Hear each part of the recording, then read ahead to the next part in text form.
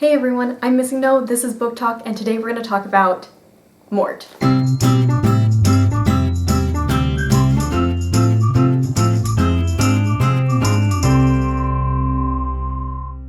So, Mort is a Discworld novel that was published in 1987, with its title also being the name of the main character, Mortimer. And in 2003 BBC contest called The Big Read, Mort was among the top 100 and chosen as the most popular of the Discworld series.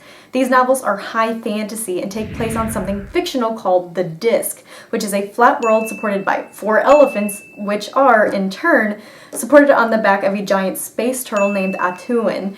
In the second Discworld novel, The Light Fantastic, it states that, quote, "The disc being flat has no real horizon. Any adventurous sailor who got funny ideas from staring at eggs and oranges for too long and set out for the Antipodes soon learned that the reason why distant ships sometimes looked as though they were disappearing over the edge of the world was that they were disappearing over the edge of the world." End quote. And it's no wonder why some of these characters go through what they do. I mean, look where they live. A.S. Byatt, an English novelist, said, quote, "Truly original, Discworld is more complicated and satisfactory than Oz, has the energy of The Hitchhiker's Guide to the Galaxy, and the inventiveness of Alice in Wonderland. Brilliant." End quote. And just as the setting is unique, so are the characters. We have Death, who is this anthropomorphic personification of death itself, kind of like the Grim Reaper, and all he really wants is to be able to feel. He wants to know what it's like to be human. We have his adopted daughter, Isabel, which, okay, let me just preface this. I've been pronouncing her name wrong for the past 11 years, saying things like Yazabel or Zabel just because I didn't know. Anyway, like literally this morning I figured out that her name was Isabel.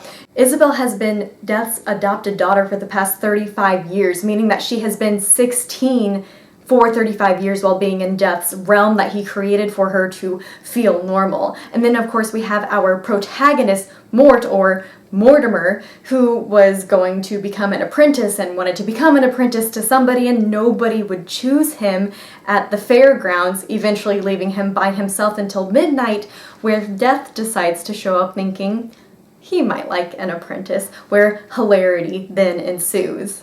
Now, who would go so far as to create a setting as unique as the Discworld and characters as bizarre as Death? Well, Terry Pratchett.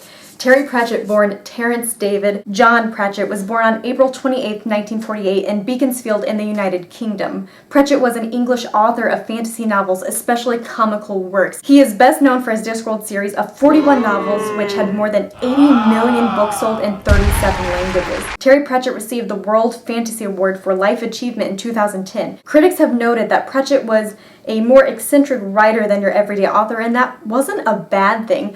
The Chicago Tribune said that Pratchett was, quote, "humorously entertaining, subtly thought-provoking. Pratchett's Discworld books are filled with humor and with magic, but they're rooted in, of all things, real life and cold, hard reason," end quote. According to Oxford Times, Pratchett is, quote, "simply the best humorous writer of the 20th century," end quote. In 2007, Terry Pratchett was diagnosed with a rare form of Alzheimer's called posterior cortical atrophy. In 2009, Terry Pratchett was knighted by the Queen of England for his services to literature, making him Sir Terry Pratchett. On March 12, 2015, Terry Pratchett died due to his Alzheimer's at home, surrounded by his family. He had finished one final Discworld novel, The Shepherd's Crown, only a few months earlier. This was the year I graduated from university with my bachelor's, and while I was student teaching, and the day I found out, I went in the next day to teach a group of seniors, and I couldn't hold it together to the point where I had to bring him up and talk about his impact on my life, to the point where my class of seniors ended up applauding for me and helping me feel better, and I can't thank them enough for that. So if you're ever watching, thank you for that. I can't tell you guys how much that meant to me. What Terry Pratchett was really known for was his incredible dry sense of humor and quick wit with his characters, and how they could have these amazing one-liners and just make it comedy genius. Well, hi there, Schnoz. What's that you got there? Oh, it looks like it's time for today's Fast Fact, so here we go. The word mort is Latin based, which means death. Mort is the origin of a few words we use in English today, including mortgage, meaning death pledge, mortuary, a funeral home or place where deceased bodies are kept, and immortal, someone incapable of dying. The word mort is easily recalled through the word mortal, for a mortal is someone whom death will one day claim. Thank you, Schnoz, and now we're all a little bit smarter. It makes me wonder, is Mort talking about our protagonist Mortimer, who gets called Mort, or is it talking about Mort Death, who is the anthropomorphic personification of death itself, or is it like a theory or like the thoughts and origins and complications of what death means, or is it like a complex combination of all three or just a few? Anyway, Terry Pratchett did an amazing job of titling this piece, and I highly recommend it because it can be read in so many different ways. So getting back to the story, Death takes Mort to his realm that he had attempted to create to be more human-like. It's described as the grounds are black grass, trees, flowers, fruit, skeletal fish swim in a black pond, and the world is brilliantly lit despite the sun being black in this small alternate reality. In the cottage where Death lives are two rooms that are quite important. One being the Lifetimer room, a room filled with hourglasses where the lives of the disc people are counted down by their own timer, and two, the library, where books sit writing themselves for every life that is taking place on the disc world. Mort, Death's apprentice, goes about Death's home, helping out and mostly taking care of Death's white horse named Binky, or talking with Isabel or Albert, Death's servant.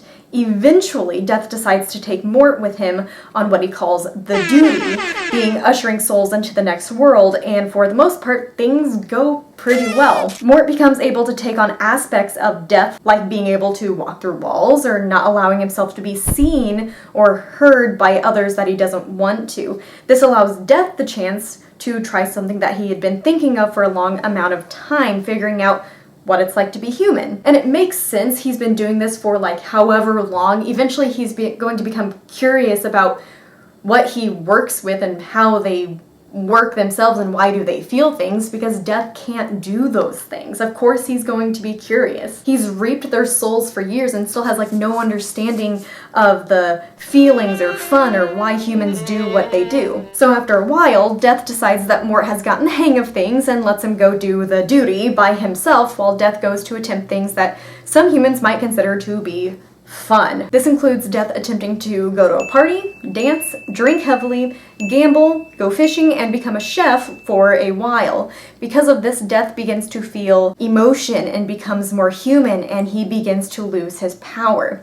Meanwhile, Mort, who has taken on Death's job entirely, is beginning to gain control of all of Death's powers, and he's slowly losing what makes him human. So while Mort still has his human emotions there, he had made the mistake of not doing the duty properly when he sees this princess who's about to be assassinated. He's supposed to reap her soul, and she goes on to the next world and everything's fine, except for that he doesn't. He decides, hey, she's pretty, I don't want her to get assassinated, and therefore I won't reap her soul, I just won't do it. So you get the confusion from this Princess Kelly, who should be dead and according to history was killed, yet she's still walking around very much alive simply because Mort fancied her. Fate is displeased, and the disc attempts to fix reality because Mort, or Death, didn't do his job of ushering her soul into the next world where her time was technically up. This causes a lot of confusion and things to go down in the story, which is both weird and hilarious, with a final showdown between Mort, who believes he's Death's equal,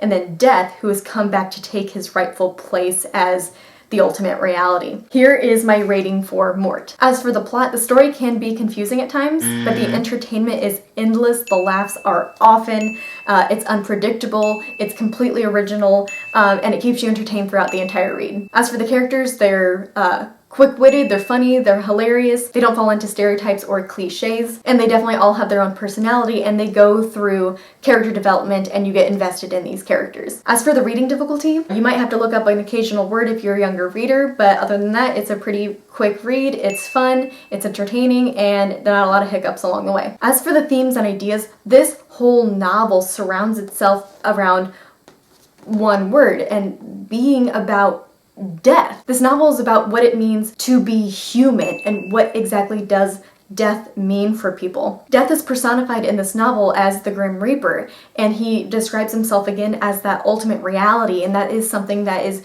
very real for us in reality. Like, you cannot escape death. And some people placate themselves with ideas like religion or something spiritual to answer the question, but no mortal truly knows what happens after a mortal dies or what does happen to their soul. Nobody knows 100% what will occur. And that's what makes this book so amazing, because it makes people think, but you enjoy this thinking as you're going through it. As for my recommendation, I highly recommend this novel for any fantasy lover who is not wanting to stay in that childlike fantasy, but who is ready for something a little more darker, a little more real, more adult, if you will. Still a great read, and I highly recommend it for anybody who is a fantasy reader. If you like dry British humor, like Monty Python, you're going to love it. If you like sarcastic, witty characters, you're going to love it. This is definitely a rereadable novel. Every time I've reread this, I find something new, and that kind of makes this a timeless classic for me. I give Terry Pratchett Mort a 4.5 out of 5 stars. Thanks for watching, keep reading, and I'll see you guys on the next episode of Book Talk.